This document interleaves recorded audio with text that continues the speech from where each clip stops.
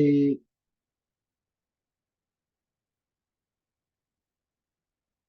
o sea, es uno saber realmente Realmente. conocer bien el vocabulario, ¿cierto? Entonces eso es lo que primero vamos a tratar de desarrollar un poco. Cuando nosotros hablamos en mecánica cuántica de entrelazamiento, ¿cierto? O más bien, vamos a definir los dos términos más importantes para hablar de recursos. Correlaciones todavía no, dejemos las correlaciones para otro momento, porque para hablar de correlaciones nos tenemos que ensuciar mucho acá las manos, ¿sí o no? Entonces eso es interacción electrón-electrón, hacer integrales múltiples, segunda cuantización, entonces no nos vayamos a ensuciar todavía, ya llegará el momento. Pero, por ejemplo, podemos hablar de quantum resources.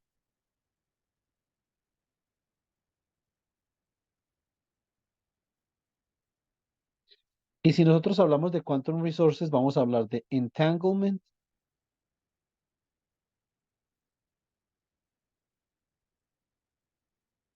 y vamos a hablar de quantum coherence.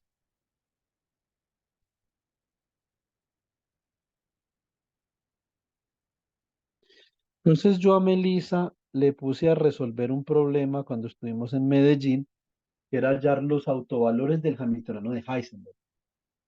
¿Cierto? Entonces, ayer unos estudiantes míos de álgebra lineal expusieron ese problema. ¿Cierto? Es un problema de álgebra lineal. Uno les da una matriz que construyan la matriz producto tensor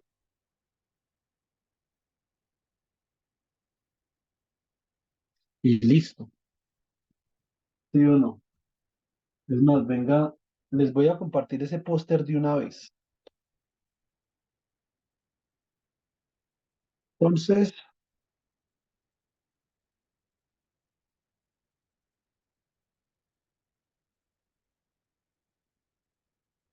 regálenme un segundo. Yo miro a ver si por acá está la compañera Isabela.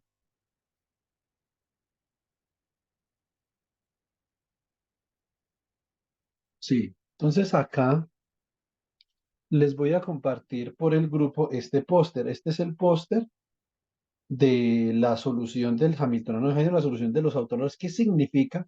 Eso es un buen punto. Cuando nosotros hablamos de resolver un hamiltoniano, ¿a qué nos referimos con resolver un hamiltoniano?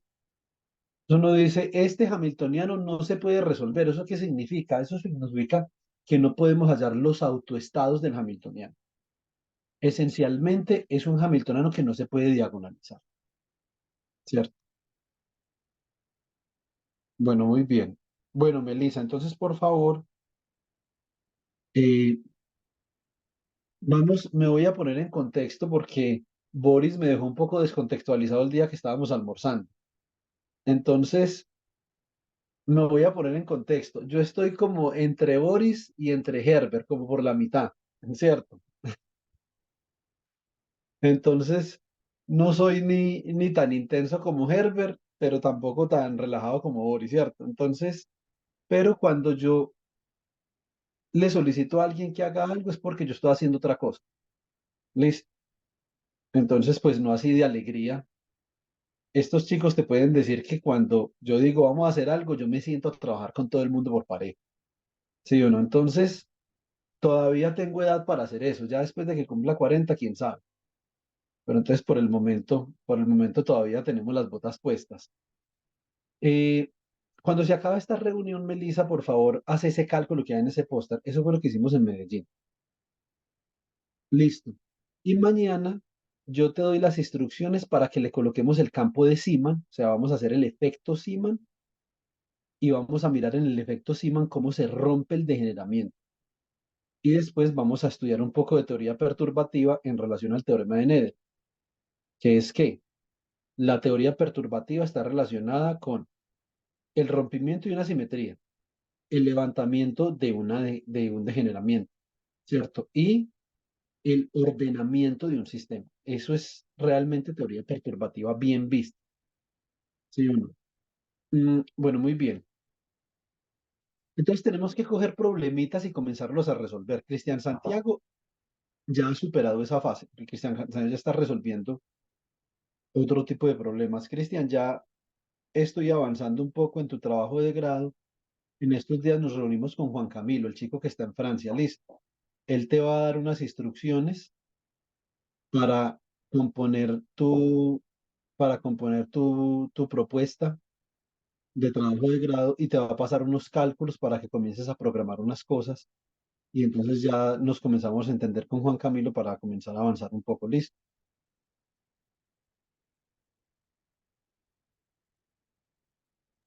Creo que se congeló la cámara. Listo, está.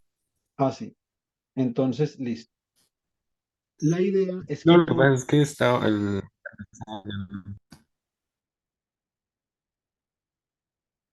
la idea es que tú compartas los cálculos que has hecho con el nanotubo de carbonos y spin órbita con Juan Camilo. Y Juan Camilo va a compartir contigo los cálculos que ha hecho de transporte cuántico en junturas de Josephson. Y vamos a juntar el trabajo tuyo y el trabajo de Juan Camilo y vamos a sacar dos tesis de ahí. La tesis de maestría de Juan Camilo y la tesis de pregrado tuyo. Listo.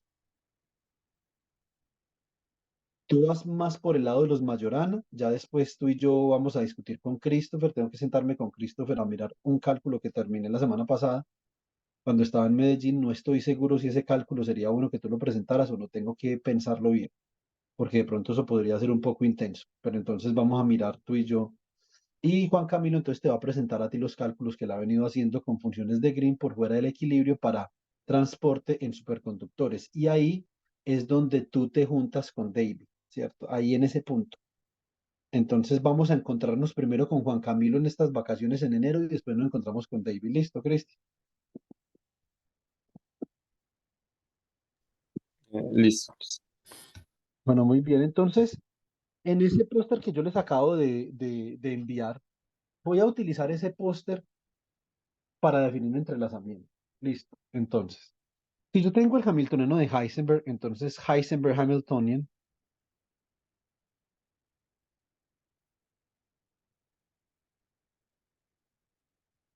si ustedes, por ejemplo, quieren hacer este cálculo con mucha curia, también pueden hablar con Darwin. Darwin estudió este cálculo con mucha profundidad para defender su trabajo de grado, ¿cierto? Entonces, él entiende bastante bien de lo que estamos hablando. Entonces, el Hamiltoniano de Heisenberg esencialmente es un hamiltoniano que me dice a mí, bueno, ¿qué tanta energía requieres tú para configurar dos espines? Yo tengo un ion con un spin SA y tengo otro ion con un spin SB. Bueno, digamos que si yo analizo este problema, si yo analizo este problema, cada uno de los spines de manera individual, no creo que vaya a tener ningún inconveniente. ¿Cuál es la situación? Que cuando estos dos spines están acoplados mediante algún mecanismo,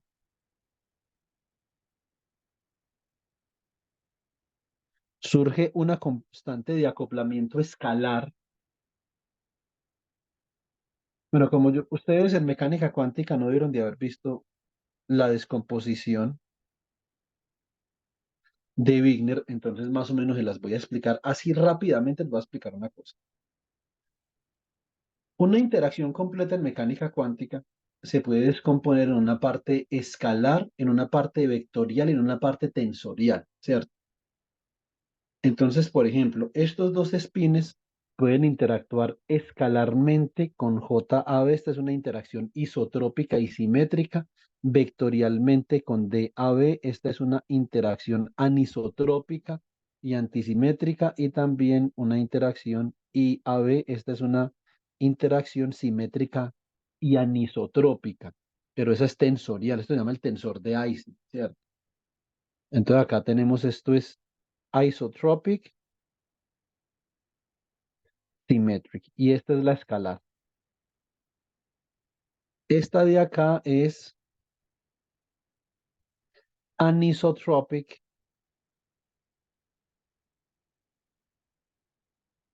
antisymmetric. De hecho, cuando a Ridwick le preguntaron en su defensa de trabajo de doctorado, le preguntaron, bueno, la interacción de Jalosinski y Morilla, ¿qué es lo que realmente mide? Él se puso a elaborar matemáticamente mucho y la respuesta era muy sencilla. La interacción de Jalosinski y Morilla realmente lo que está haciendo es que están midiendo el grado de asimetría que tiene el sistema físico. Eso es lo que mide la interacción de Jalosinski y Morilla. Si es un sistema completamente simétrico, no hay acoplamiento spin-órbita, como me imagino que Cristian Santiago ya se debe haber dado cuenta con sus cálculos en el nanotubio de carbono, uno requiere de antisimetría para poder tener spin-órbita, y si no hay antisimetría o asimetría, entonces el coeficiente de Jalosinski-Morilla es cero. Y el tensor de Ising es, esto es anisotropic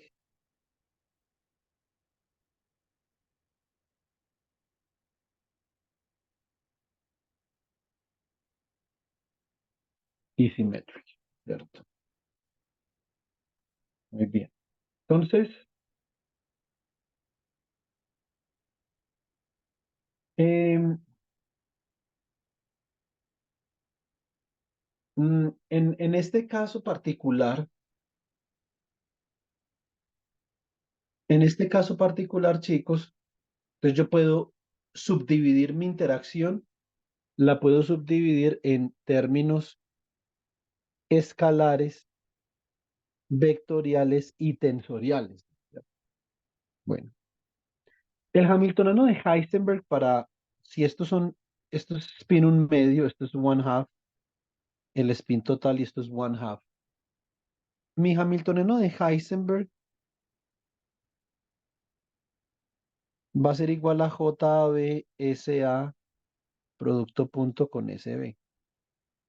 Más sin Bueno, una embargo, pregunta. Sí, eh, sí, sí recuerdo, digamos, esas interacciones y más que todo por lo que usted nos había dejado una tarea que era leer el artículo de su autoría y creo que ahí hacía como D y la I, la parte de Ising, sí, la Ising, hacía sí. como cero porque solo iba a tomar como interacciones isotrópicas.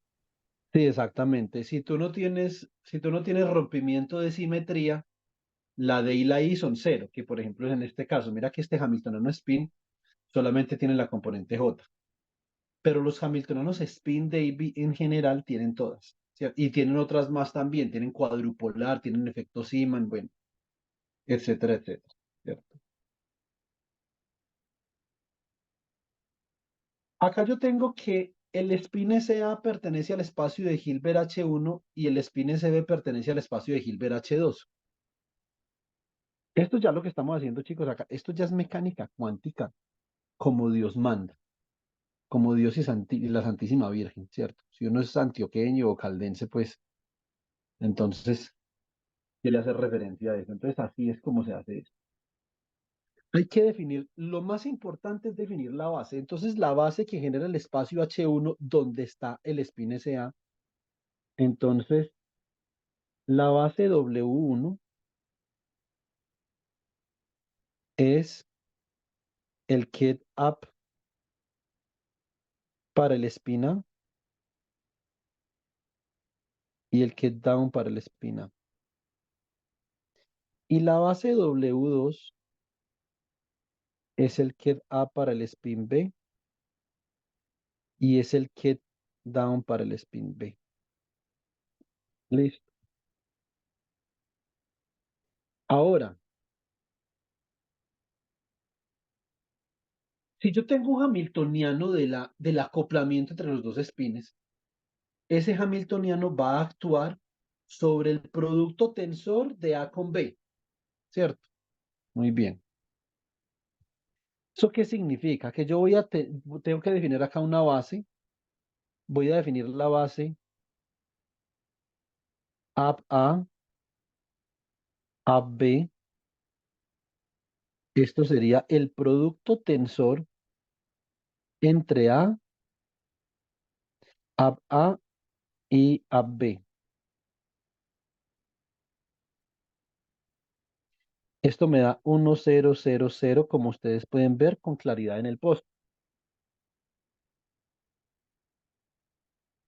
Listo. Más sin embargo, para yo poder llegar allá, tengo que haber definido lo siguiente.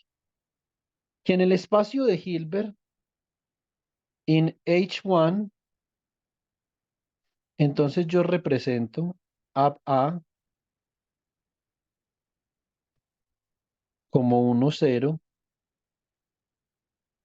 y down A como 01. Y en el espacio de Hilbert,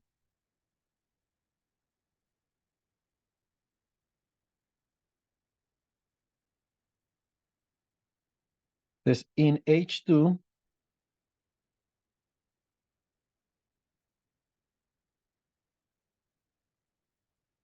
entonces up B lo represento como 10 y down B lo represento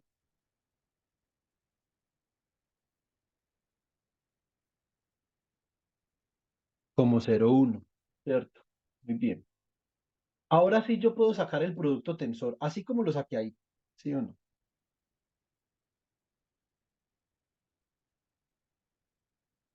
Yo ahora les mando mi presentación de la Universidad de Antioquia, el curso de cuántica de la Universidad de Antioquia. Yo ahí tengo especificado cómo sacar este producto tensor bastante bien. Es más, voy a ver si las encuentro, si por un pequeño milagrito aquí informático las puedo encontrar. A ver, busquemos por acá.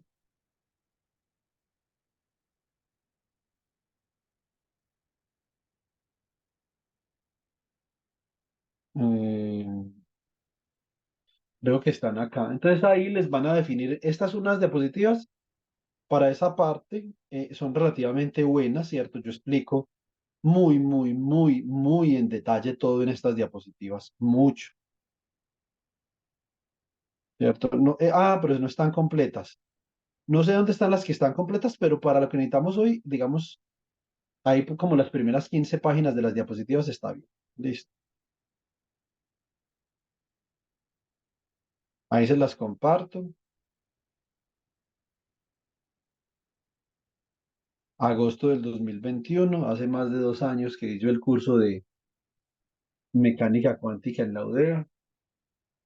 Entonces, eh, bueno, entonces voy a sacar, este es el primer producto tensor que yo necesito. Ahora, bueno, y uno se podría preguntar, venga, ¿y usted por qué saca productos tensores? Pues muy sencillo, porque si esto está acoplado, yo tengo que acoplarlo, tengo que acoplar el espacio de Hilbert de SA y de SB. Por lo tanto, el hamiltoniano de Heisenberg, que es un hamiltoniano de spin, pertenece a un espacio H que es igual al producto tensor entre H1 con H2, ¿cierto? Ahí más o menos va quedando la cosa medianamente clara. Si SA pertenece a H1 y SB pertenece a H2, el hamiltoniano que acopla a SA y a SB debe pertenecer a H1 producto tensor con H2, ¿cierto? Bueno, muy bien. Entonces ahora vamos con el siguiente estado. Entonces, por ejemplo, up en A, down en B. Esto sería el producto tensor de up en A con down en B.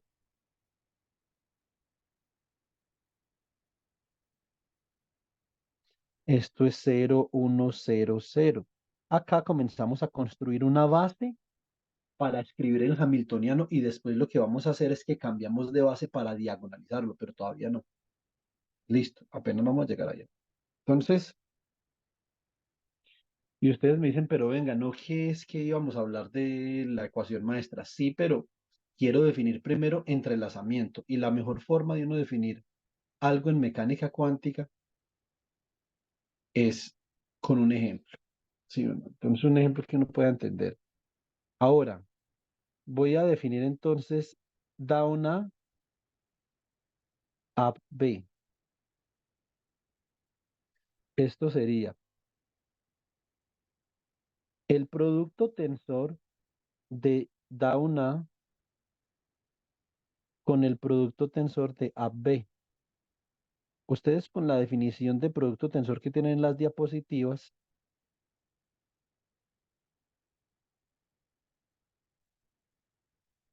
entonces van a dar con este vectorcito de acá y ustedes van viendo ahí en el póster, ah, ahora sí estamos hablando, ¿cierto? Entonces,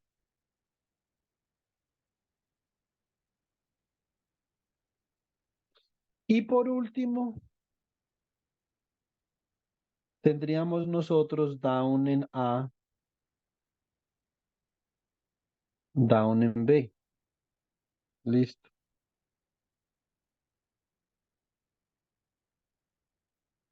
Chicos, yo voy a hacer, en el póster está indicado cómo se hace esto a lápiz y papel. Ustedes olvídense de sacar los autovalores a lápiz y papel. Nosotros no nos queremos volver genios sacando autovalores, sino que queremos hacer mecánica cuántica. Eso se hace en un computador. Listo, entonces, por ahí una vez un compañero de ustedes me dijo, profe, yo quiero hacer el Hamiltoniano de Heisenberg para tres espines analítico, ¿cierto? Y yo le digo, listo, fantástico. Es su decisión, ¿sí o no? Entonces, yo lo que le puedo decir es que yo quisiera que usted terminara algo útil algún día. Pero si usted quiere hacer el Hamiltoniano de Heisenberg, lo quiere resolver analíticamente, es decir, quiere hallar los autovalores y los autovectores analíticamente para tres espines.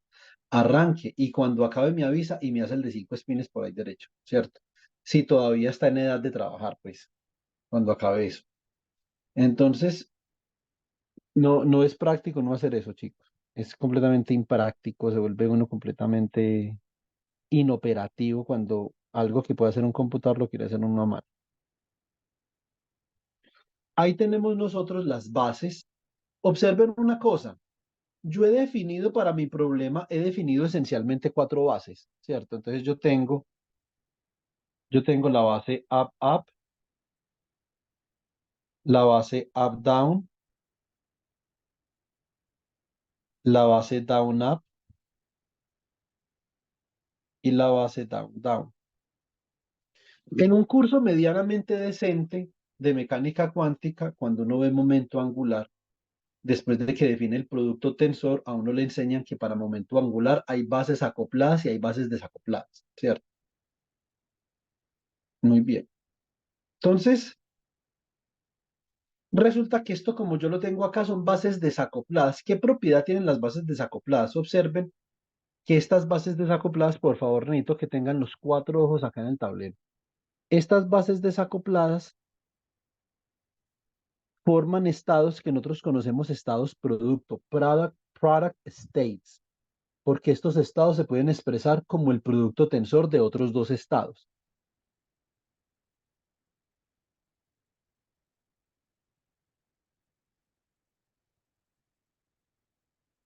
Yo tenía un profesor que decía, si entendieron, muevan la cabecita así. Entonces, y no lo vayan a hacer, que esto queda en YouTube, chicos, por favor. Y no quiero pasar más penas de las necesarias. Entonces, em, más sin embargo, un segundo.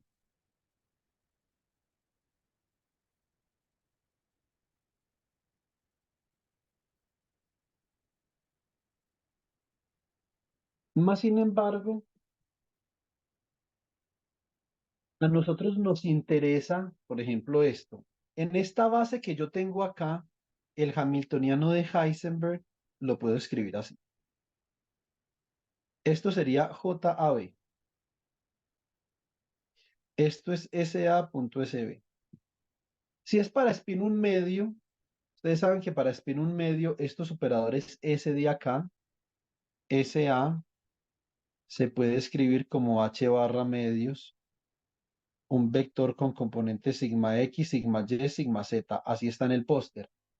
Y para SB lo mismo, SB es H barra medio sigma X, sigma Y,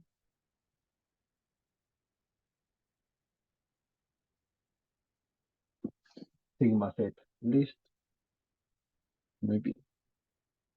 Entonces yo reemplazo acá y como esto es un producto punto, esto me quedaría así, esto me quedaría como JAB y acá entonces esto me va a quedar como sigma X por sigma X más sigma Y por sigma Y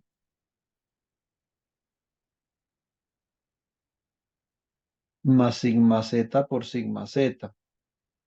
Pero ojo, ojo, que si estos estados, ojo que estos estados ahora, ¿en qué dimensión están los estados producto? ¿Quién me puede decir? ¿Qué dimensión es esa?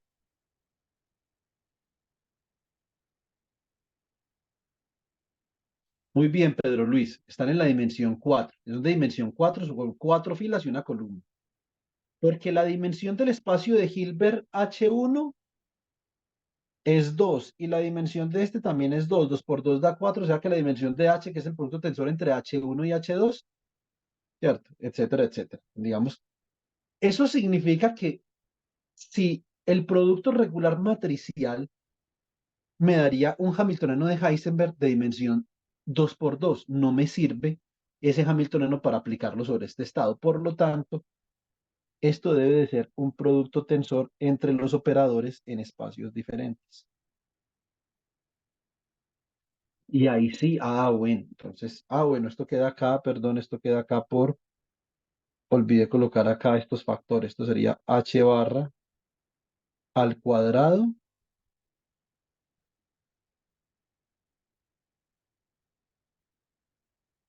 sobre 4. Listo. Si yo digo, voy a elegir una nueva constante, voy a elegir una nueva constante, new constant, así está en el póster. Una nueva constante, a ver cómo la dibujo, una g pequeña. JAB va a ser el reemplazo de JAB mayúscula por H barra al cuadrado, es decir, esto está renormalizado en la energía. Y cuando yo reemplazo las matrices de Pauli, todo el mundo aquí conoce las matrices de Pauli, pues eso sí, hasta el profesor de mecánica cuántica, pues más picho del mundo, le enseña a uno las matrices de Pauli, ¿sí o no? Entonces, ahí, entonces, ¿cómo queda el Hamiltoniano de Heisenberg?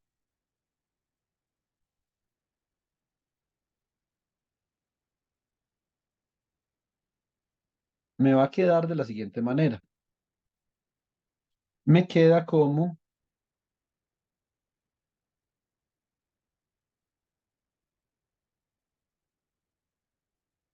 JAB sobre 4, 0, 0, 0, 0, menos JAB sobre 4, JAB sobre 2, 0, 0, JAB sobre 2, JAB sobre 4 con signo negativo, 0, 0, 0, 0, JAB sobre 4. Muy bien, eso está en el póster y ahí sacan los autovalores. Ahora, importante cuando yo estoy aprendiendo mecánica cuántica, ¿cierto? Es que yo requiero especificar la base en la que yo escribo una matriz. Eso es muy importante y nosotros ya sabemos que la base en la que escribimos esta matriz es esta.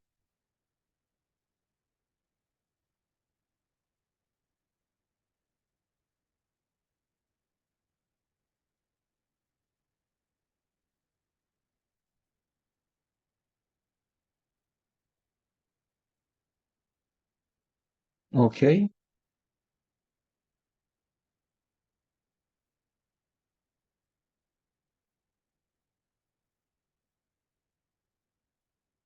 Las lecciones más importantes del álgebra lineal matricial es, oiga, por favor, dígame usted qué base está escogiendo para trabajar, con qué base está trabajando.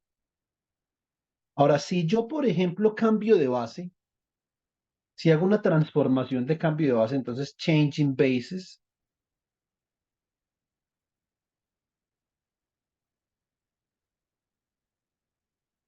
yo puedo escribir el Hamiltoniano de forma diagonal siempre y cuando yo sepa cómo cambiar de base, ¿cierto? Entonces, por ejemplo, mi nueva base, yo voy a escoger como una nueva base, up, up, down, down, uno sobre la raíz de 2 up, down, más uno sobre la raíz de 2 down, up. Observen que aquí tengo la combinación lineal de la base anterior, ¿cierto? Y acá tengo uno sobre la raíz de 2 de up, down, menos uno sobre la raíz de 2 de down, up. Y uno dice, oiga, mira que este man, bebé, este man escogió para esta fila, perdón, para esta columna, no cambió de base, ¿cierto? Y para esta columna de acá tampoco cambió de base. Naturalmente que no, porque ustedes pueden sacar los autovectores de allá abajo, ¿sí o no? Porque todos son cero. ¿Dónde está el problema? El problema está acá en este bloque diagonal donde up, down y down, up sí están acoplados. ¿Sí ven? Aquí el autovalor es fácil, ¿ve? El autovalor es JB sobre 4 y JB sobre 4 breve. Ahí el problema está con esa matriz bloque diagonal. Por eso es que esta matriz 4 por 4 yo la hago a lápiz y papel, porque se me reduce una matriz 2 por 2. Pero si no, no me tomaría, digamos, la molestia, ¿cierto? Entonces, esta nueva base, observen una cosa, de esta nueva base que yo tengo, esta se llama couple bases, ya es la base acoplada.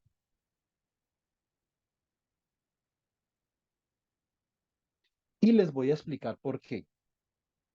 Yo más o menos de lo que conversé con Melissa, estoy casi seguro que esto no lo vieron en cuántica, y lo que yo sé de cuántica en la Universidad de Pamplona, mejor dicho, me podría cortar un dedo y jurar que tampoco lo vieron. Entonces, vamos a ver una cosa.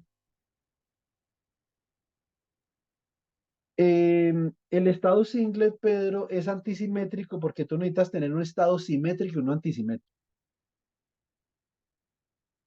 Necesitas que vayan en pares. Ahí en ese caso particular, eso depende de la estadística del problema, ¿cierto?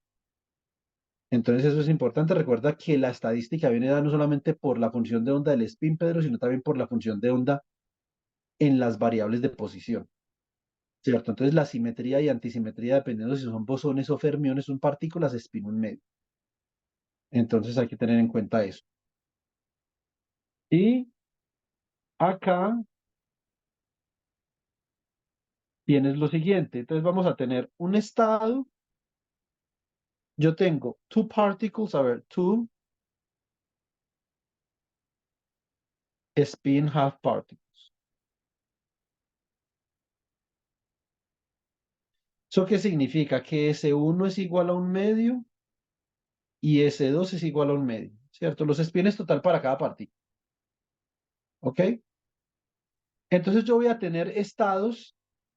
Mi ms total va a ser un ms de forma tal que es menor o igual que S1 más S2 y menor, o más bien, el valor absoluto de S1 menos S2 va a ser igual, menor o igual que MS. De acá, Pedro Luis, yo puedo sacar que S1 más S2 es 1, S1 menos S2 es 0, o sea que 0 es menor o igual que MS, que es el MS acoplado, es decir, es el MS del conjunto de spines. Listo. Los que quieran aprender más de momento angular, por favor me avisan para no pagar el celular y desconectar el internet. Listo. Entonces, em, en ese orden de ideas, yo tendría que MS sería igual a quién? MS sería igual a 0 o a 1. ¿cierto? O sea, por lo menos, o sea, lo que se está planteando ahí es la desigualdad triangular que justamente garantiza que el cambio de bases entre Perdón, perdón, tienes toda la razón. O sea, no sé si te, no, no sé si te referías a eso. Esto es S acá. MS todavía no es S. Perdón. porque es en realidad el momento angular total, Exactamente, esto es S, sí, exactamente. Sería el momento angular total acá. que es lo que va a ¿Cierto? garantizar el Muy cambio bien. de la base acoplada y desacoplada y justamente va a definir, o sea, Exactamente. el cambio de base dependiendo del sistema Muy bien. que estamos Entonces, y usando, acá, porque sí, dime, Cristian, ¿cómo me dices? Perdón que te en interrumpí. el sentido de Disculpa. que por lo menos ese tipo de hamiltonianos que son de interacción en el sentido de que son por lo menos de un producto entre dos espines, entonces ya definiría un sistema ya que está eh, acoplado, o sea, no estoy, o sea, ya, o sea, Claro. es mixto, ¿no? Que Debido a está, que hay un producto, Cristian, entonces los espines ya están acoplados. Por ejemplo, tú muy bien, Cristian, digamos que para hacer un contraejemplo, tú podrías tener acá, por ejemplo, un Hamiltoniano spin de de la forma JAB, SA producto punto con SB, más Jalosinski Morilla, producto punto con SA cruz SB. Cualquiera de esos dos acoplamientos hace que tú tengas que utilizar los coeficientes de Clebsch-Gordan, el que sea. ¿Sí me entiendes? Eso no importa. sí, sí, ya se vería la necesidad de estarlo en la base acoplada, justamente. Exactamente. ¿Cuándo uno trabaja en la base desacoplada? Pues básicamente cuando los spins están desacoplados. ¿Sí o no? Sí, Y la base acoplada se utiliza pero para déjame desestabilizar el también. sistema.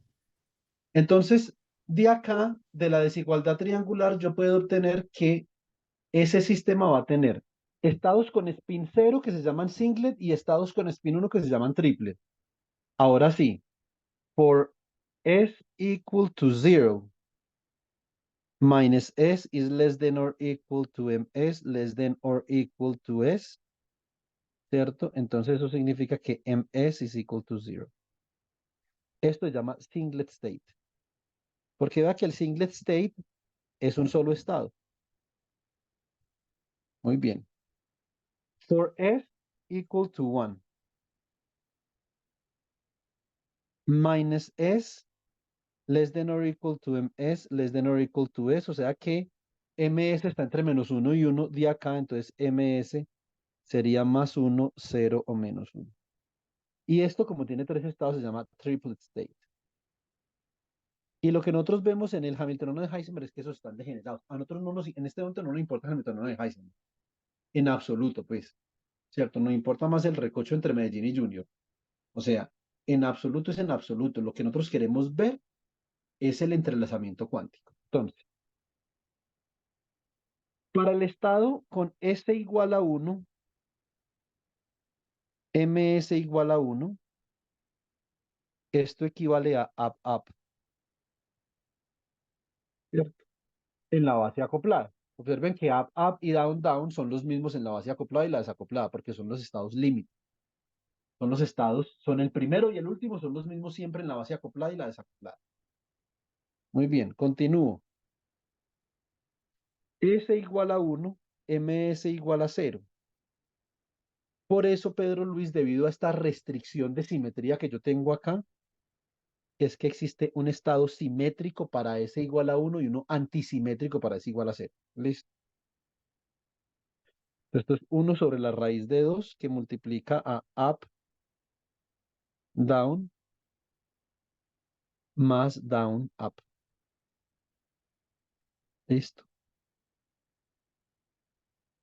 No hay dos estados en el planeta Tierra que ustedes puedan, a los que les puedan sacar el producto tensor y les dé ese estado.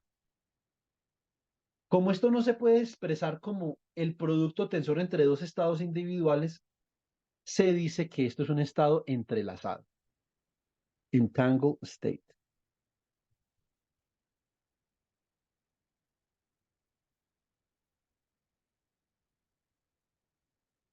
Listo, muy bien. Continuamos acá. Para S igual a 1 y ms igual a menos 1, Esto es down, down. Y esto también es un estado producto, ¿cierto? Este es el producto tensor entre down, y el de arriba es el producto tensor entre up y up, o sea que esos dos no están entrelazados. Este de acá, S igual a cero. Este es antisimétrico, Pedro Luis. MS igual a cero. Esto sería 1 sobre la raíz de 2, up, down, menos down, up.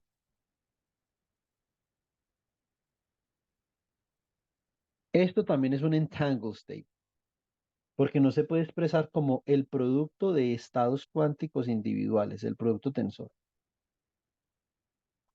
Entonces, ahora que nosotros ya sabemos a qué nos referimos con estado entrelazado, ¿cierto? Son estados que no se pueden expresar como el producto tensor de estados individuales.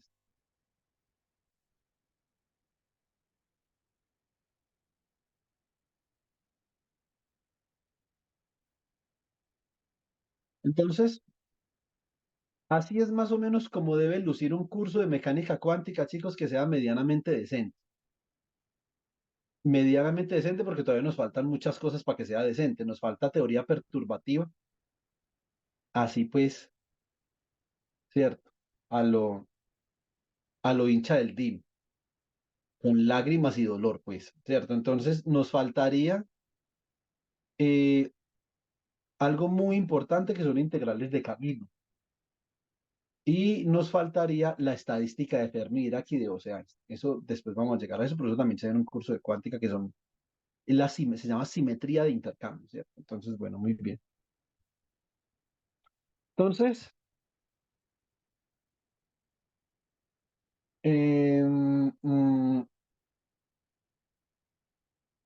acá nosotros vamos a hablar ahora de otro término, ya entrelazamiento. Entrelazamiento está más o menos claro. Eso es una cosa, digamos, que yo quería ver. Entonces ustedes dicen, oiga, venga, ¿y usted cómo hace para saber, por ejemplo, si son estados? Porque ese es un ejercicio que lo va a dejar a Pedro Luis y a Melissa. Si son tres espines, entonces, ¿cómo hace uno? Entonces, primer punto, hay que construir el hamiltoniano. Primero construir el hamiltoniano para tres espines. La estructura del hamiltoniano. Después de que tengamos la estructura del hamiltoniano para tres espines, entonces ahí sí, nosotros nos preguntamos, y de esos estados que tenemos nosotros, ¿cuáles de esos estados son entrelazados y cuáles no? Cuando ya aumenta el número de grados de libertad, chicos, uno ver si uno puede expresar un estado como el producto tensor de estados individuales o no, eso ya es muy difícil. Entonces ahí se utilizan, aquí se utilizan ahí, se utilizan métricas de entrelazamiento. Una de las métricas de entrelazamiento es la entropía del estado, ¿cierto? Lo que yo le recomendé a Melissa y que le recomiendo al resto también es el libro El Handbook de Ruido Cuántico de Peter Sol. Digamos que como para sacarlo ahí rapidito. Entonces, en este handbook de acá, en el capítulo 2 hay una parte de Quantum Statistics, de estadística cuántica, y ahí les definen entropía y les definen medida. Y también, naturalmente, está el papá de los libros de óptica cuántica, que es el Scully y el Zubairi, ¿cierto? En el Scully y el Zubairi, entonces ahí, ahorita cuando se acabe la clase les muestro qué pueden leer de ahí. Listo. Para entrelazamiento. Voy por un vaso de agua, chicos, que me estoy ahogando acá del calor. No me demoro. Un sistema cuántico sobrepasa en su capacidad a un sistema clásico, se llama ventaja cuántica. Por favor, no olviden esa palabra, porque la van a encontrar mucho en los artículos. Se llama quantum advantage. Muy bien. Entonces, desde esa perspectiva,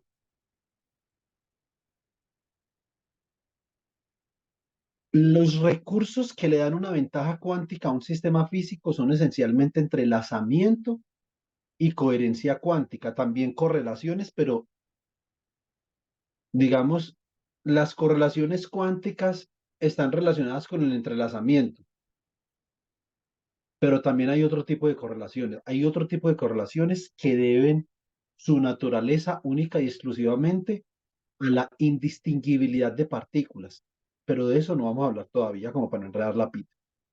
Primero necesito que Melissa termine el curso de teoría de sólidos, de estructura cuántica de los sólidos, con teoría cuántica de los sólidos. Y cuando eso ya esté más o menos claro, y después uno puede decir que eso es una mentira, entonces ahí sí podemos hablar de las correlaciones. Pero es que las mentiras ahí son importantes porque una mentira chiquita es la primera aproximación que uno tiene como físico a una pregunta importante, ¿cierto? Entonces digamos que uno no podría comenzar. Yo no sé si ustedes han visto el video del momentum, que primero el momentum es masa por velocidad, que después no sé qué es otra cosa, después, y este man termina por allá loco en una corte, ¿cierto? Y se quiere suicidar porque las definiciones de momentum no le cuadran, ¿sí o no? Entonces, obviamente depende del régimen en el que uno esté trabajando. Eh, y inicialmente, cuando uno trabaja en cierto régimen, yo puedo describir un sólido con una estructura de bandas. Después de cierto régimen ya no. Eso es apenas normal, es una aproximación dependiendo de los límites en los que uno esté trabajando. Muy bien, entonces para hacernos una idea, vamos a definir, esto yo sí se los he enseñado varias veces, pero pues no hacemos ningún daño con volverlo a mencionar. Quantum coherence.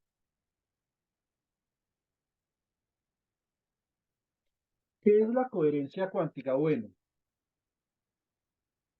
sí, ese video es muy famoso, Pedro. Varias gente me lo ha mostrado.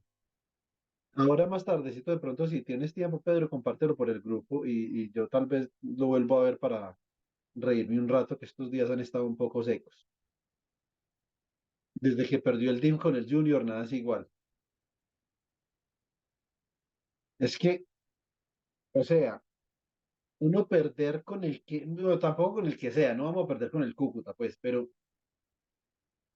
es que con el Junior, no. Medio año ahí diciendo Junior tu papá, ¿quién se los va a aguantar? Y eso que no les conté que el miércoles estuve de visita, el miércoles estuve de visita en un laboratorio en la Universidad de Antioquia,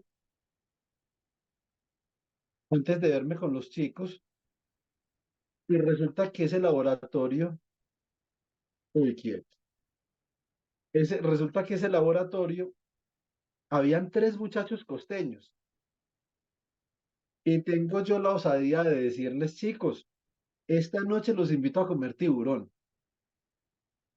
Yo estaba seguro que el Medellín quedaba campeón. Y les digo, yo los invito a comer tiburón. Y al otro día me encuentro con el profesor.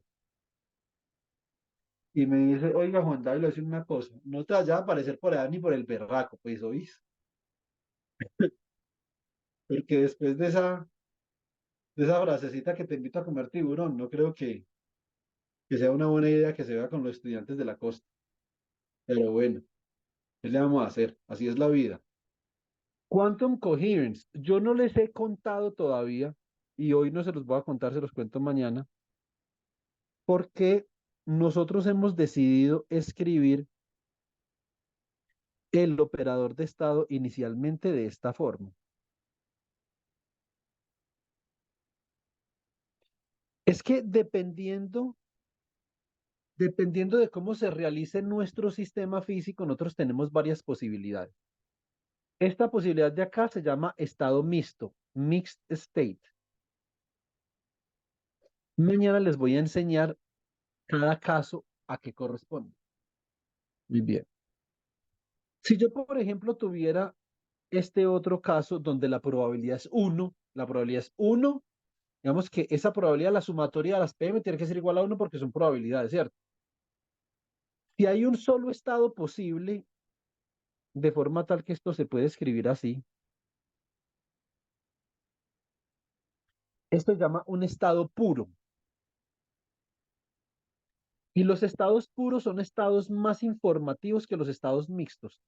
Tienen más información, por lo tanto, tienen menos entropía, más coherencia. Y como tienen más coherencia, también tienen más entrelazamiento. Eso se llama pure state.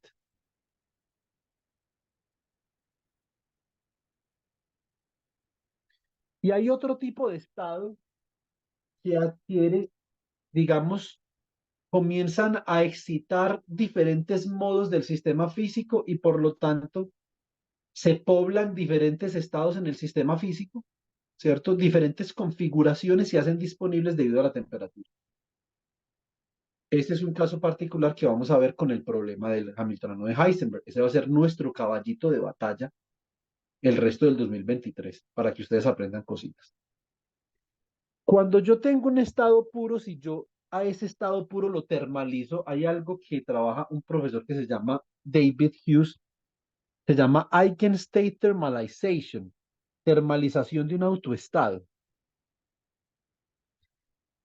Cuando yo termalizo un estado puro, ese estado se vuelve mixto debido a que se hacen disponibles otras configuraciones del mismo sistema físico y se puede escribir así. Rho sería la sumatoria sobre m de e a la menos beta h actuando sobre el que dmt bra dmt. Más sin embargo, si m es un autoestado de h, es decir, si h es diagonalizable, de forma tal que yo puedo hallar sus autovalores, yo tengo esto es e a la menos beta em por el que dmt bra dmt. Listo. Esto se llama un estado térmico. Por favor, apuntamos. Esto se llama thermal state. Listo.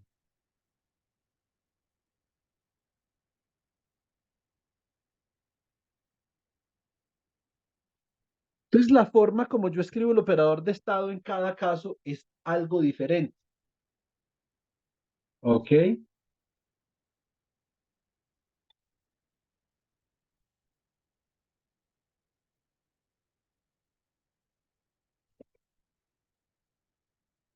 Muy bien.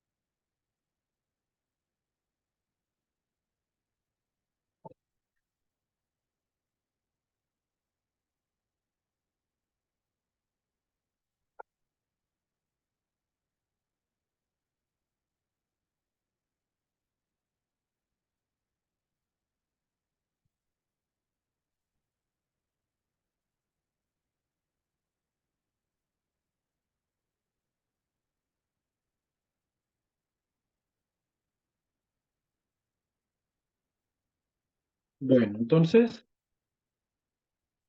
voy a considerar para hablar de coherencia cuántica, porque no tendría sentido hablar de coherencia cuántica en un estado que no sea un estado puro, ¿cierto? Entonces, para hablar de coherencia cuántica en un estado puro, voy a considerar lo siguiente. Mañana les voy a hacer un ejercicio más particular, mucho más particular, con diapositivas. Vamos a trabajar un poquito con diapositivas para poder, digamos que yo no soy tan bueno dibujando y entonces si comienzo a hacer aquí muñequitos de Mickey Mouse y el Pato Donald, etcétera, entonces de pronto se me va la mano ahí y termino dibujando a David. Entonces, pero vamos a ver, chicos, qué tiene que ver la pérdida de información con la pérdida de coherencia. Eso es muy importante porque, por ejemplo, si yo tengo realmente menos información, Melissa, voy a tener menos eficiencia, es decir, la eficiencia de los sistemas termodinámicos baja en la medida que tú comienzas a perder información, ¿cierto? Entonces tiene mucho sentido que los procesos de alta eficiencia como la fotosíntesis sean procesos coherentes cuánticamente hablando porque son procesos muy informativos. Entonces hay que de alguna forma tratar de profundizar en qué es lo que realmente tiene que ver con la información, con la coherencia cuántica, ¿cierto? Entonces, pero ya vamos para allá. Entonces, la coherencia cuántica, yo voy a considerar que este sistema de acá que se encuentra en un estado puro, ¿cierto? ¿Y qué es un estado puro? Un estado puro simplemente es un estado máximamente informado. Eso es un estado puro, ¿cierto? ¿Por qué? Porque si tú vas y mides tu sistema físico con un equipo, con un aparato, la probabilidad para que tú midas, por ejemplo, un momento magnético en dirección X spin-up es de 100%. Un momento magnético en dirección Y spin down es de 100%. Eso significa un estado puro. Es un estado para el que no hay absolutamente ninguna incertidumbre en relación a, al outcome de su medida, ¿cierto? Si tú lo mides, sabes con certeza cuál es el valor de la medida. Eso es un estado puro. Cuando tú comienzas a mezclar los estados, puedes tener 50% de probabilidad para medir un estado y 50% para medir otro. Ahora, esta es una mezcla. No deben de confundir las mezclas de estados con la superposición. Listo, muy importante. No vayan a confundir eso, por favor. Entonces, for a pure state,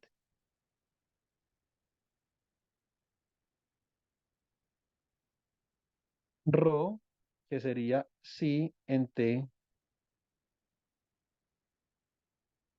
bra psi en T, we consider state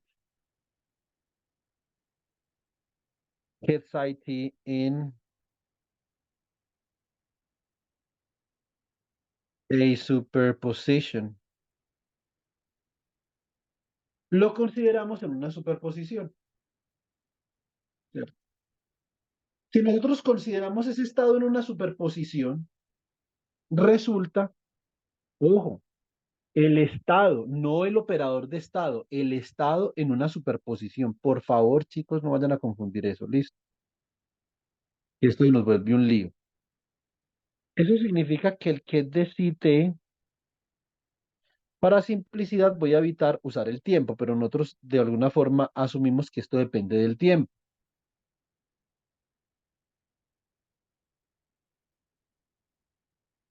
¿Listo? Si hay alguien en sala de espera, por favor me avisan, que no puedo ver el celular. Entonces, el que de sí es una superposición de otros dos estados. Voy a considerar acá, por ejemplo, gamma más por el que es más, un sistema de dos niveles, más gamma menos por el que es menos. Por lo tanto, el bra de sí va a ser igual a el bra más por gamma más asterisco más el bra menos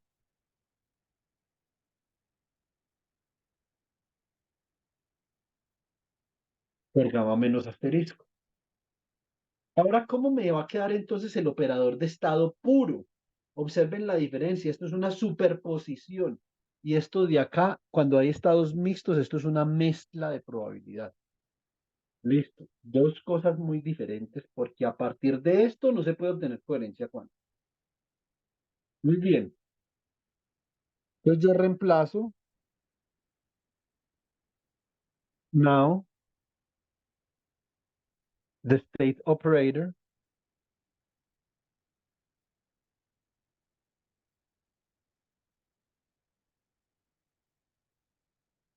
reads. ¿Sí o no? Entonces para el operador de estado, yo tendría que ρ, que es igual al que de si t, bra de si t, esto sería acá, gamma más que es más gamma menos que es menos. Por bra más, gamma más asterisco, más bra menos, gamma menos asterisco. ¿Cierto?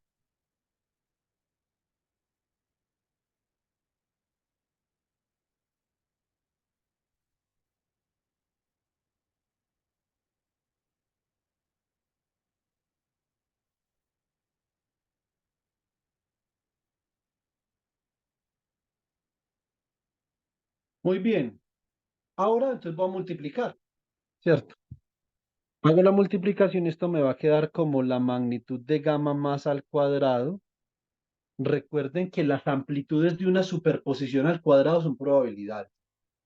Mecánica cuántica uno básica, eso sí pues no han visto todos, la madre, pues, sí o no. Entonces,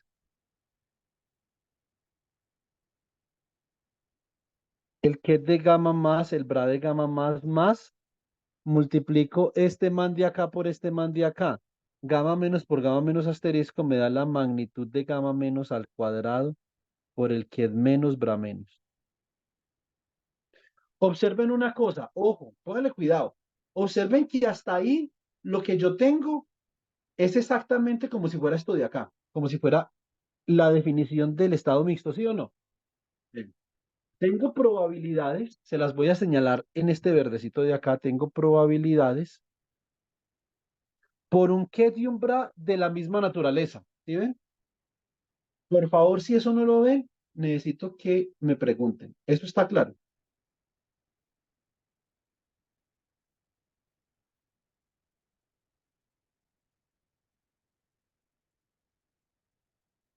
Ahora, esta parte de acá es exactamente como luciría la representación de un estado mixto.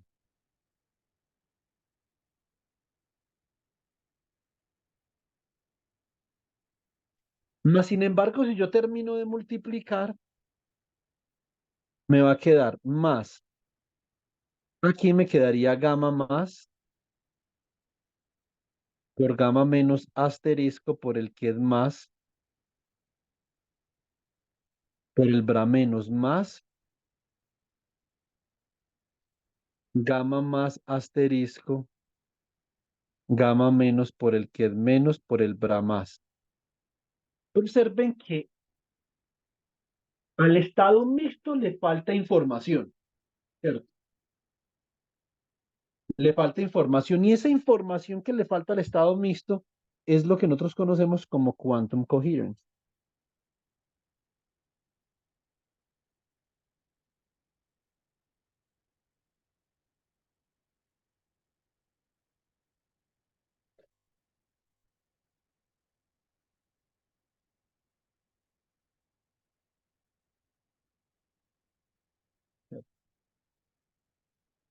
Por eso los estados que tienen coherencia cuántica son más informativos, porque la coherencia cuántica es información sobre la mezcla de estados.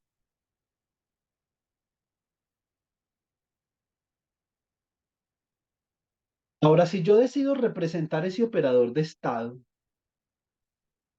yo lo decido representar, por ejemplo,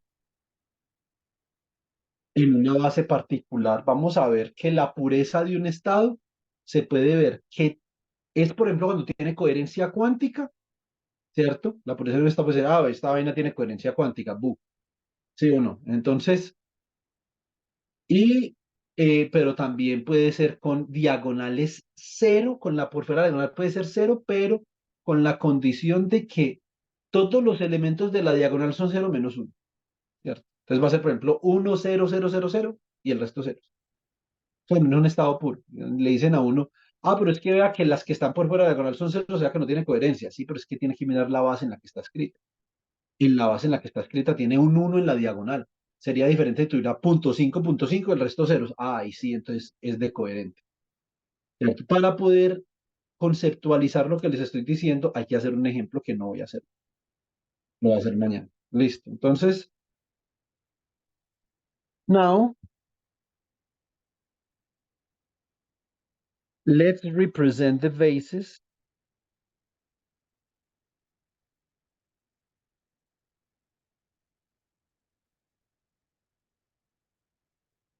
as follows.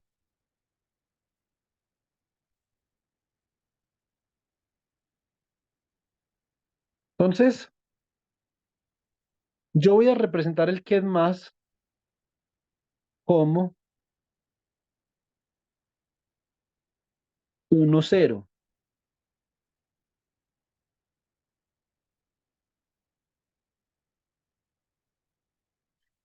El que es menos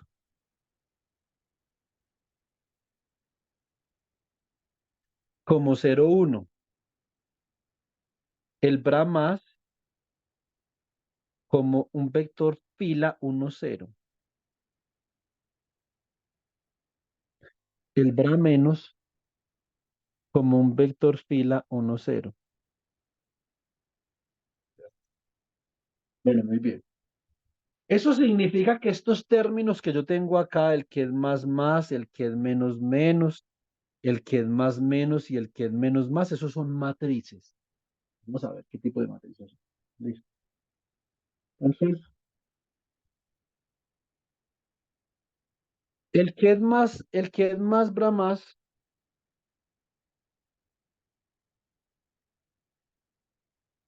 en la representación que yo le estoy dando sería 1, 0, 1, 0. Aquí esto queda como una matriz 1, 0, 0, 0. Listo. El que es menos, bra menos en esta representación, entonces quedaría como quién, quedaría como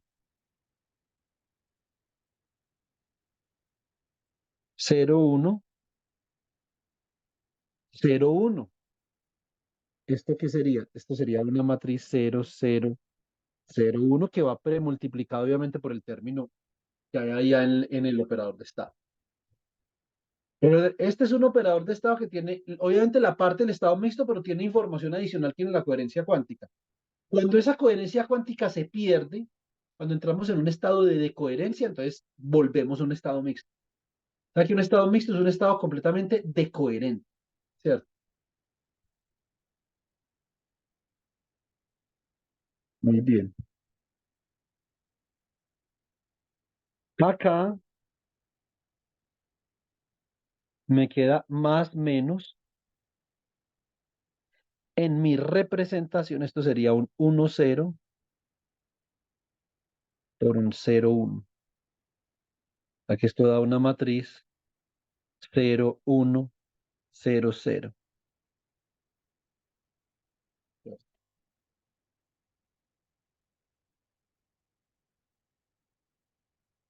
Muy bien. Y por último, podemos escribir el término menos, que es menos bra más. En la representación que estoy utilizando, esto es un 0, 1.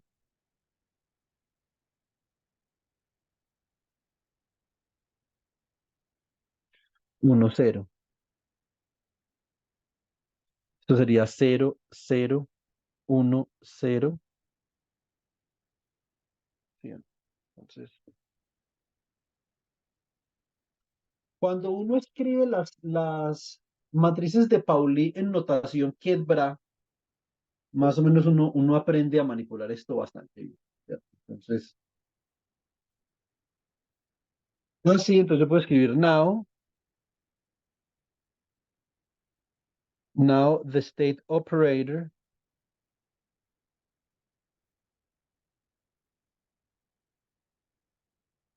rho is written in matrix form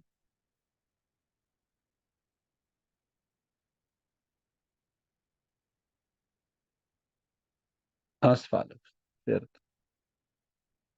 Entonces,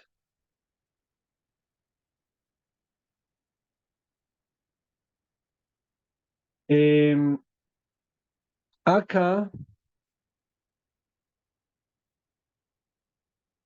tenemos que esto va a ser la magnitud. Bueno, la primera matriz la escribí en rojo, la segunda en amarillo, después en verde, después en azul. Entonces, voy a escribir esto acá en blanco. Rho va a tener una representación matricial en blanco según los colores con los que haya escrito cada matriz.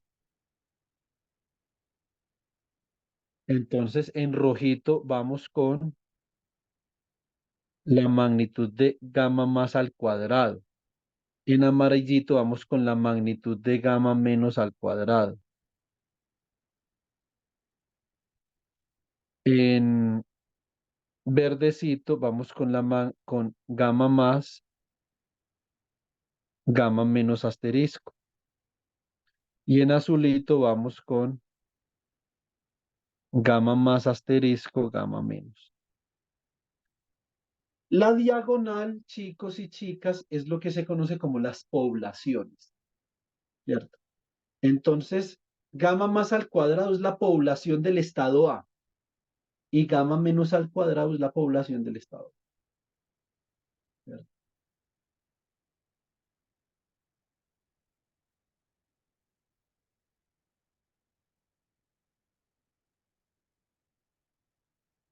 Esta diagonal de acá,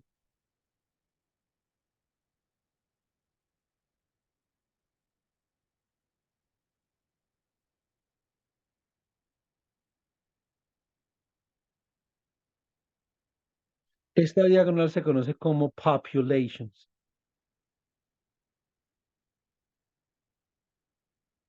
Y la contradiagonal o la diagonal cambiada se conoce como coherences, pero ya vamos a ver por qué. Por favor, no se me adelanten a los acontecimientos todavía, un segundo.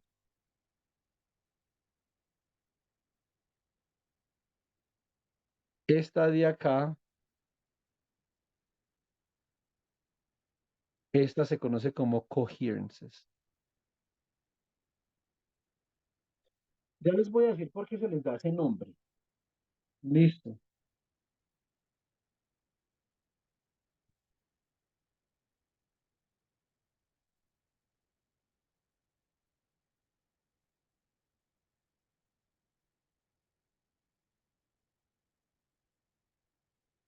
Resulta que nosotros ya sabemos que la coherencia desde el punto de vista más fundamental es información, ¿cierto?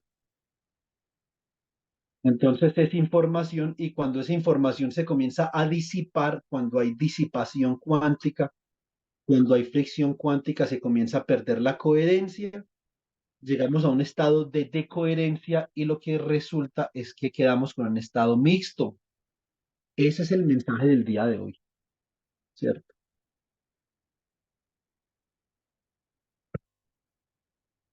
Muy bien. Entonces de acá queda claro que la coherencia cuántica es information, ¿cierto? La información en física es muy sencilla. Entonces ahí volvemos a citar al profesor Boris. La mecánica es el curso que sirve como plataforma para uno hablar de cualquier cosa en física, de lo que sea. En mecánica clásica, ¿cómo les parece que cuando yo, por ejemplo, estudio la dinámica de un sistema clásico, yo la puedo estudiar de la siguiente manera? Entonces, em, eh,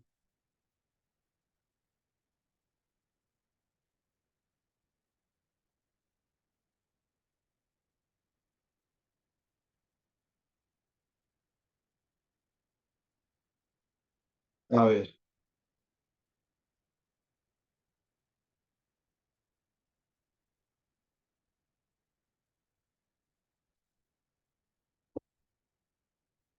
yo tengo una partícula con grado de libertad Q y Q punto, ¿cierto?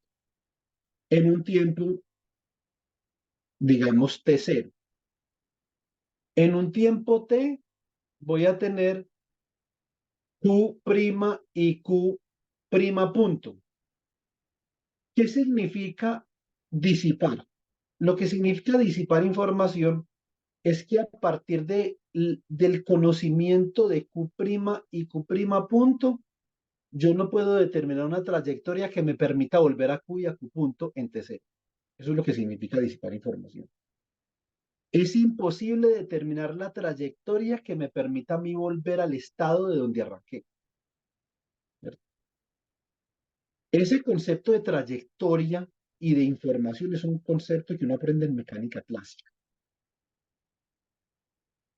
Por eso hay que hacer tanto énfasis en el espacio de fase. Yo, mejor dicho, cuando vi mecánica clásica, he dado mecánica clásica 3 veces en mi vida, me arrancaban los ojos explicando el espacio de fase de velocidad, el espacio de fase y el espacio de configuración.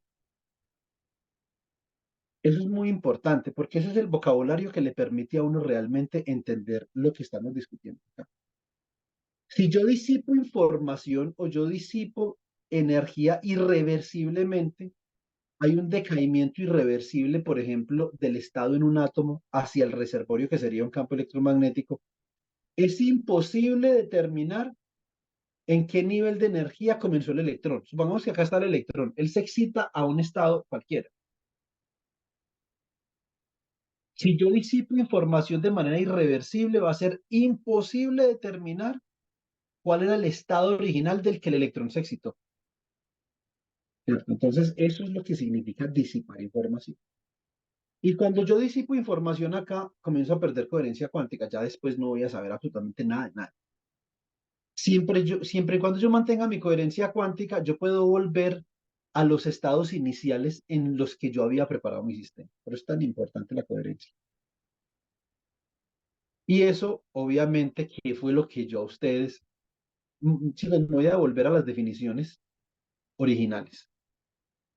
Termodinámica cuántica. Escuchen bien. What is the nature and origin of irreversibility and quantum decoherence in individual systems at the nanoscale? La irreversibilidad y la coherencia cuántica están relacionadas. Cuando emerge la irreversibilidad, es decir, la incapacidad para yo volver a mi estado inicial a partir del conocimiento actual, cuando emerge esa irreversibilidad, yo estoy perdiendo coherencia cuántica. ¿Sí o no? Entonces, eso me parece a mí algo absolutamente maravilloso de indagar un poco qué es lo que eso significa, ¿cierto? Y cómo es que eso juega un papel tan importante, absolutamente importante en el estudio de la dinámica cuántica de sistemas con disipación y con fricción cuántica, ¿cierto? Muy bien. Ahora vamos a ver una cosita. Resulta que si yo, por ejemplo, acá, yo digo que gamma más es igual a la magnitud de gamma más por e a la i teta más y gamma menos es igual a la magnitud de gamma menos por e a la i teta menos. Eso significa que gamma más por gamma menos asterisco, entonces le cambio de signo a la fase de gamma menos y me va a quedar esto como la magnitud de gamma más por la magnitud de gamma menos por e a la i teta más menos teta menos.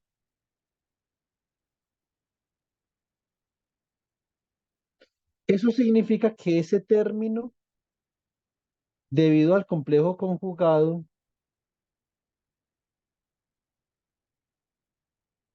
queda escrito como una diferencia de fases, por eso se le llama coherencia cuántica.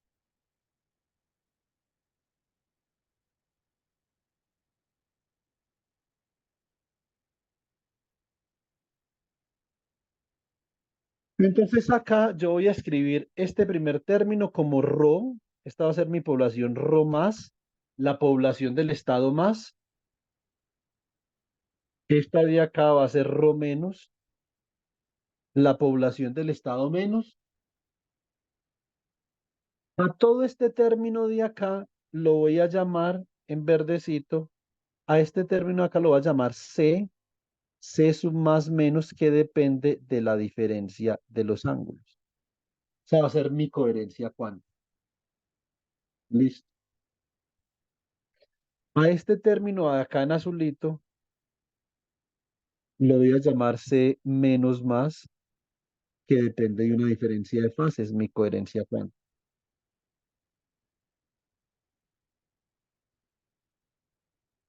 Y como acabamos de observar, cuando yo tengo coherencia cuántica en mi sistema, todavía tengo información. ¿Cierto? Entonces,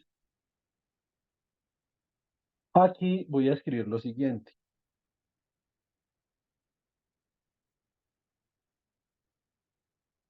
Luz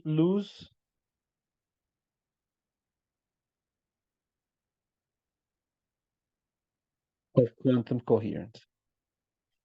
¿Qué pasa cuando yo pierdo coherencia cuántica y bajo qué circunstancias sucede eso?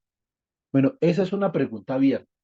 Si yo tuviera la respuesta a esa pregunta, seguramente no tendría trabajo o me tendría que dedicar a otra cosa porque pues eh, yo mayoritariamente cualquier cosa que hago en esta vida la hago de alguna forma como buscando una respuesta para eso. Entonces, esto es lo que nosotros conocemos como quantum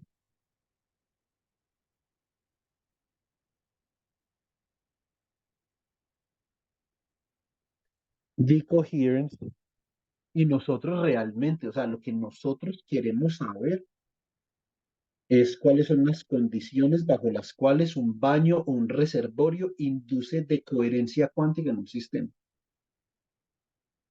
¿cierto?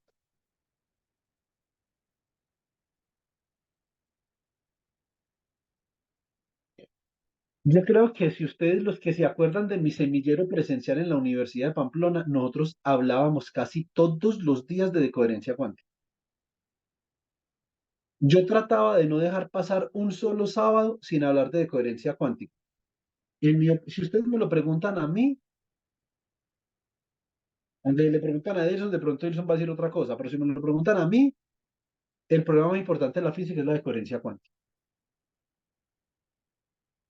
Independientemente de dónde lo aplique uno, si uno lo va a aplicar en biología cuántica, lo va a aplicar en termodinámica cuántica, lo va a aplicar en baterías de superabsorción, no sé, dónde lo vayan a aplicar, ¿cierto?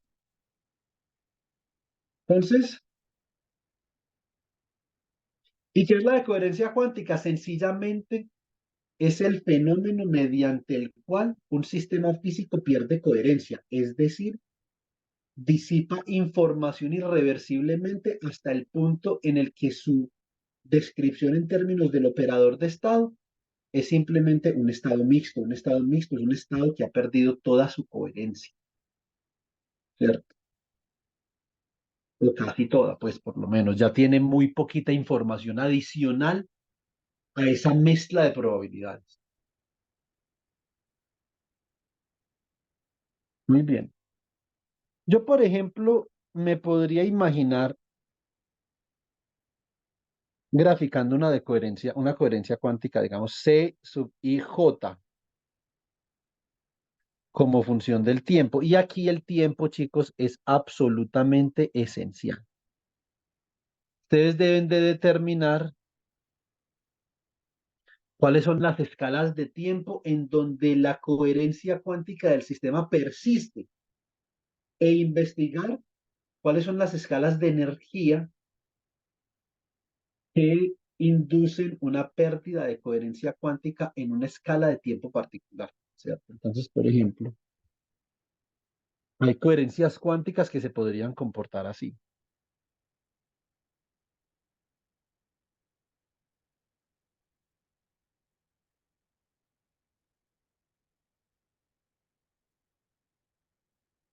Es un comportamiento particular de una coherencia cuántica. Por ejemplo, pueden haber coherencias cuánticas que se comporten así.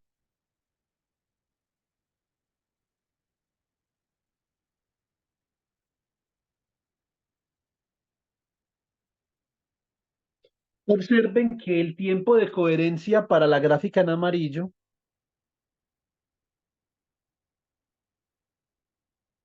es algo superior que el tiempo de coherencia para la gráfica en verdecito. Lo que nosotros buscamos en dinámica cuántica es encontrar sistemas físicos cuyos tiempos de coherencia sean más largos. ¿Qué es realmente, digamos, el triunfo de la biología cuántica? ¿En qué radica? El triunfo de la biología cuántica radica en que posiblemente o presuntamente los excitones tienen tiempos de coherencia supremamente largos comparados con las escalas de tiempo características en donde ocurren eventos interesantes en la fotosíntesis. Entonces, si por ejemplo en la fotosíntesis ocurren eventos interesantes en la escala del picosegundo, que es 10 a la menos 12, el tiempo de coherencia de los excitones va a ser de 10 a la menos 9, 1000 veces mayor. Podría ser, digamos, una hipótesis.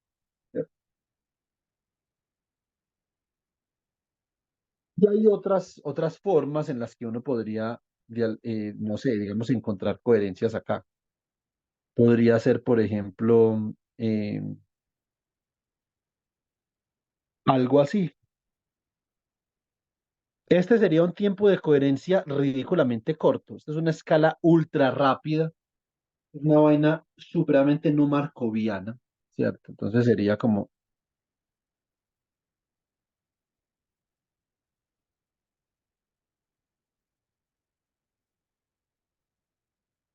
digamos, entonces, aquí es donde uno de alguna forma tiene que hacerse algunas preguntas. Pues eso no es garantía, David, pero eso, digamos, tendría algo de sentido. ¿Por qué? Porque si tú tienes mayor coherencia,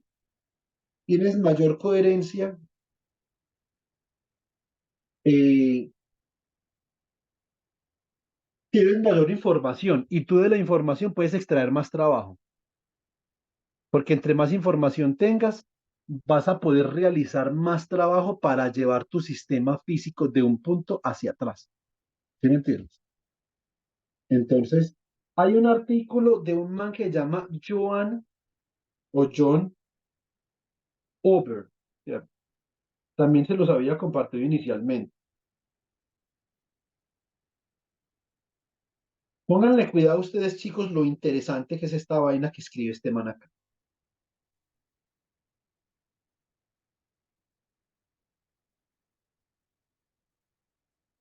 Este man escribe un artículo que llama coherencia catalítica, catalytic coherence. ¿Alguien sabe cuál es la definición de catalizador en química? O por lo menos en la teoría de la cinética química, ¿qué es un catalizador?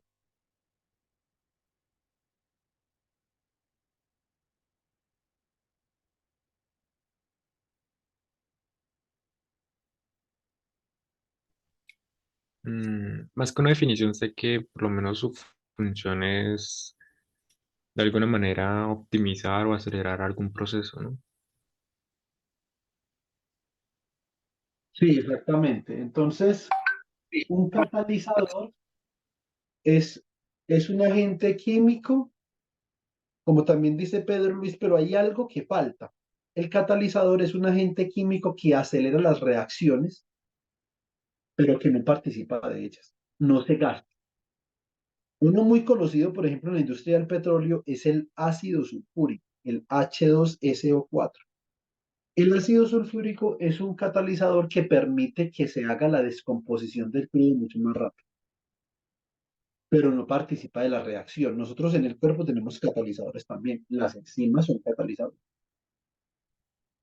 Entonces, en ese artículo, el señor John Oberg, él lo que está diciendo es que la coherencia cuántica es como un catalizador, porque aunque no se gasta, ayuda a que se extraiga más trabajo.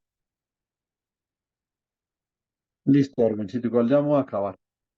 Entonces, eso, chicos, es bastante interesante la coherencia cuántica.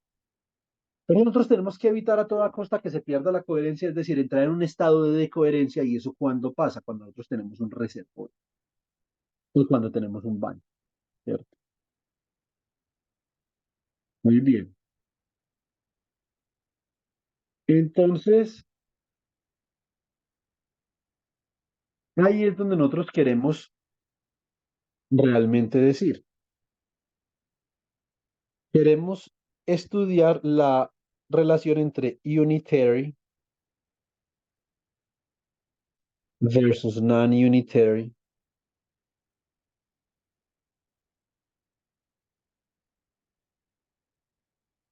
evolution, o sea, en el caso de decoherence. Listo. Y nosotros sabemos que la evolución unitaria, for unitary evolution,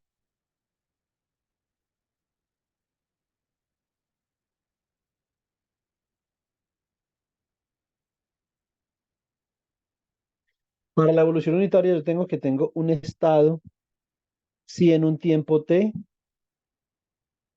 esto es igual a u de t, t sub 0, si en t sub 0. Esta es una definición de la evolución unitaria debido a que este operador u cumple con la característica que yo les explicaba más temprano.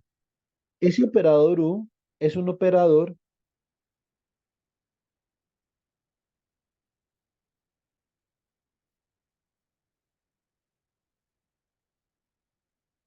que preserva la norma bajo la transformación. ¿Y nosotros cómo hacemos para saber eso? Pues muy sencillo. Resulta que este operador es unitario debido a que the time evolution operator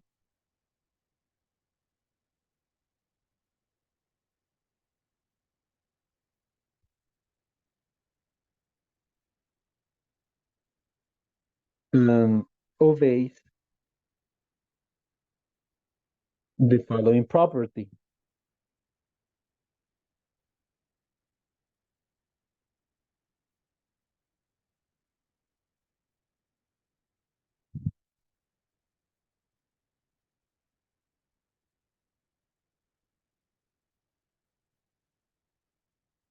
U daga, U daga de t, t sub 0 por U de t, t sub 0 es igual a 1.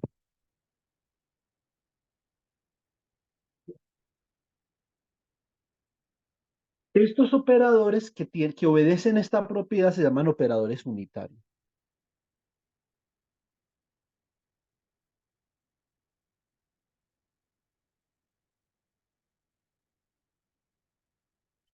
O realizan operaciones unitarias. Ejemplo, example. Nosotros habíamos dicho que R de teta era igual a coseno de teta menos seno de teta, seno de teta, coseno de teta. Por lo tanto, R transpuesta, que sería análogo al DAGA, porque esto es real, el DAGA simplemente significa transpuesta conjugado, que sería cos teta, seno de teta menos seno de teta, cos teta, ¿cierto? Muy bien.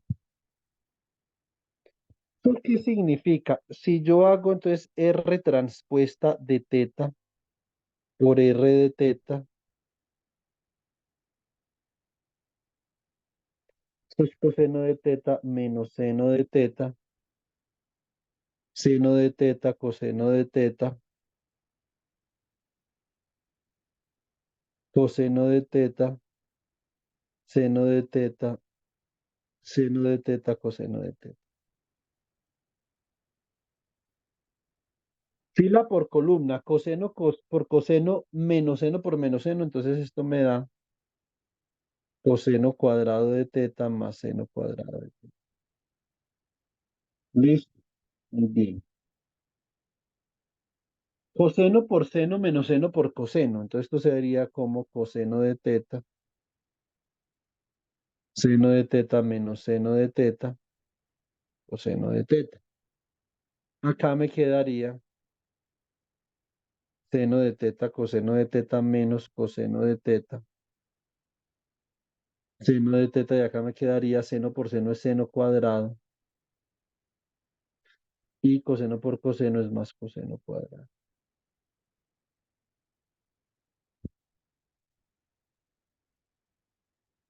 Esto es 1, esto es 1, esto es 0 y esto es 0. O sea que esto queda como 1, 0, 0, 1. Y esto no es otra cosa que el operador 1. Entonces, este tipo de transformaciones se les llama unitaria y por eso es que a esta evolución se le llama evolución unitaria. Y en esta evolución, la norma del estado no se altera. Por lo tanto, no se está disipando información porque la información está codificada en la norma del estado. ¿Cierto? Muy bien. Entonces acá nosotros podemos decir, no probability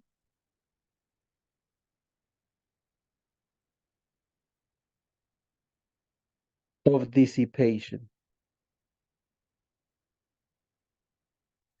En la semana del 15 de enero, chicos, vamos a comenzar un mini curso que se llama Quantum Dissipative Dynamics. Es un mini curso de 10 horas, ¿cierto? Eso significa que son 5 días, 2 horas cada día. Un curso muy corto.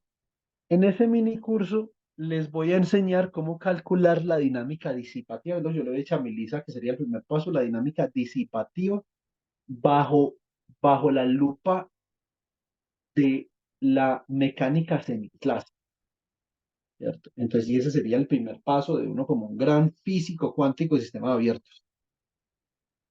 Entonces, la dinámica unitaria que nosotros calculamos hoy, entonces Unitary Dynamics, Unitary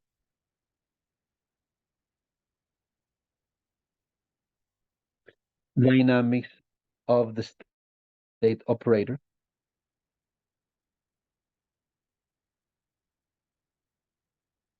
que fue derivada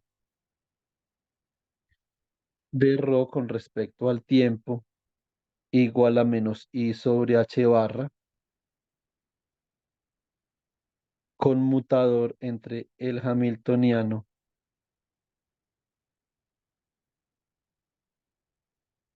y ρ de t.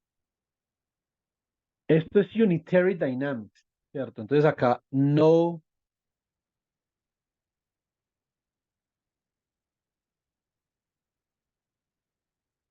coupling with environments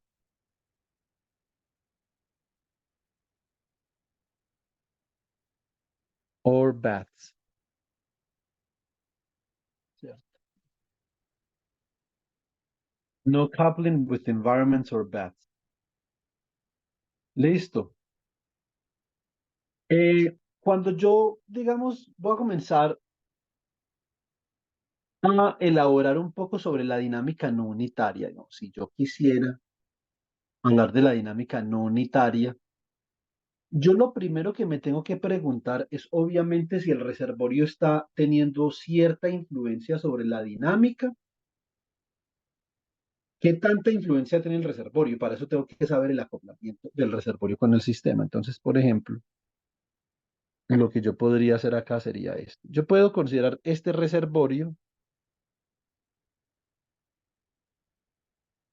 ¿cierto? Entonces esto tendría un hamiltoniano de un bath.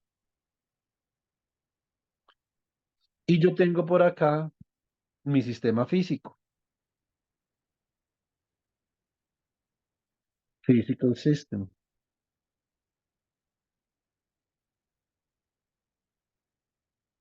con un hamiltoniano H sub S.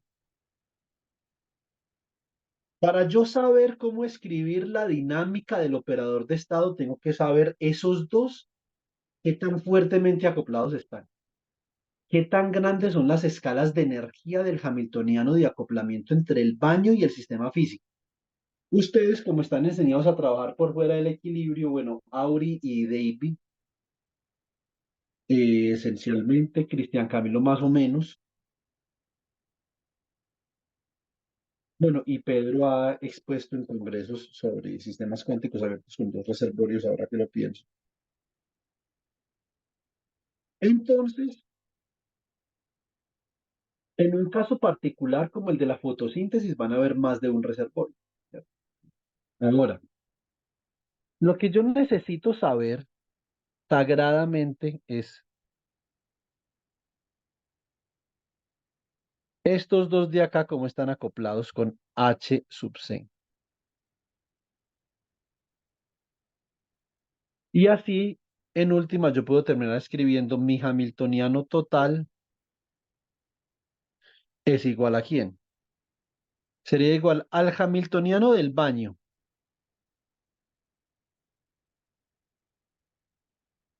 más el hamiltoniano del sistema,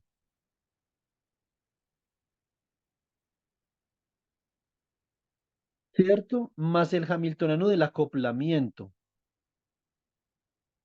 Y uno debería de poder determinar de dónde viene la disipación o de dónde viene qué es lo que viene de cada cosa.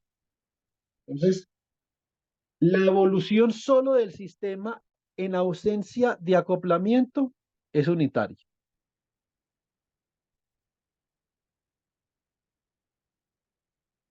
Unitary Quantum Dynamics.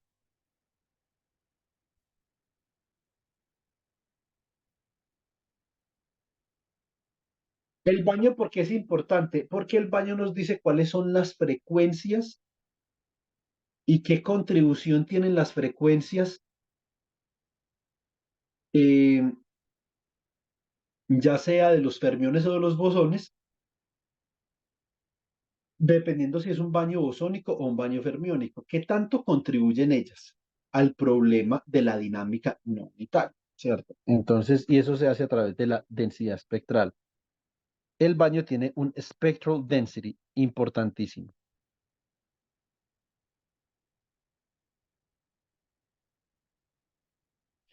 Y la dinámica no unitaria viene del acoplamiento.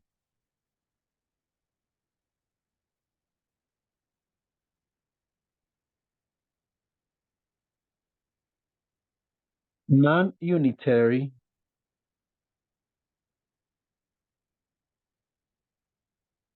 dynamics.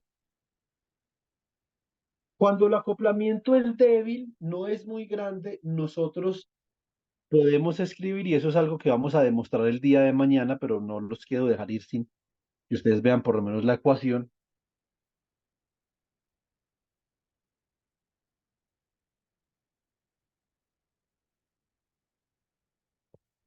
For weak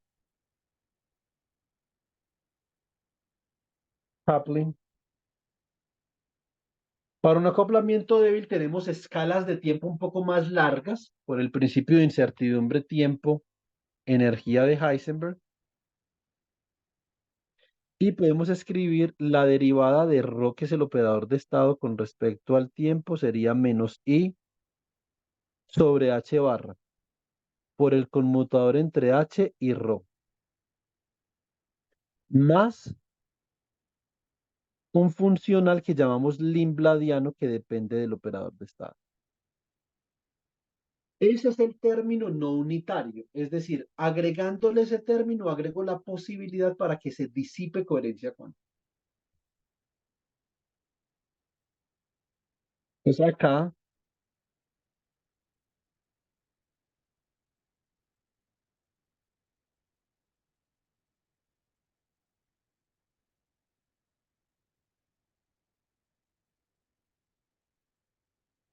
esto es Unitary Dynamics y esto es Non-Unitary Dynamics.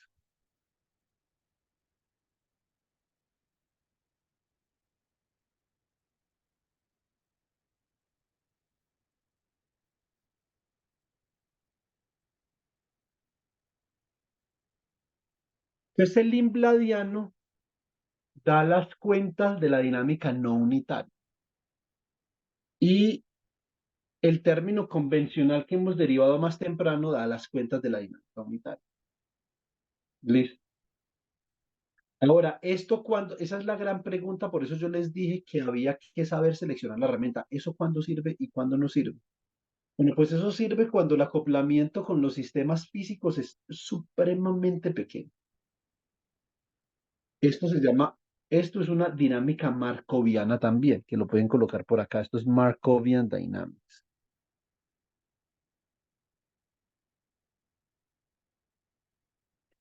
Markovian Dynamics. Y la característica principal de la dinámica markoviana es que es sin memoria, es memoryless, sin memoria. No tiene memoria en el tiempo. Esa es la característica fundamental de la dinámica markoviana. Muy bien. Uno tiene que determinar cuándo puede utilizar esa ecuación y cuándo no. Ni Melissa ni Cristian Santiago van a utilizar la ecuación. Pero hay que saber qué se puede hacer con esa ecuación. Y sobre todo hay que saber llegar a esa ecuación. Eso es lo que vamos a hacer. Listo.